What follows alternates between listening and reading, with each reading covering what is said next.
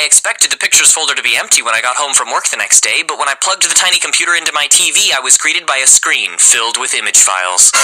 I immediately clicked the first one, and a second or two later, the image viewer opened, showing me a grainy view of my kitchen and entryway. I pressed the arrow key, and a second or two later, the next picture loaded. This little computer was excruciatingly slow, so I just kept hitting the arrow key, and one by one, each snapshot showed for a few seconds before moving on. At first, I was worried by the sheer number of pictures it had taken, but I realized that the motion it had detected was just shadows changing during the day. So I kept going, one by one. There were a ton of pictures to go through, and I wanted to see all of them. That's when I noticed the front door start to open, and a dark figure come into the entryway just around the corner from the camera.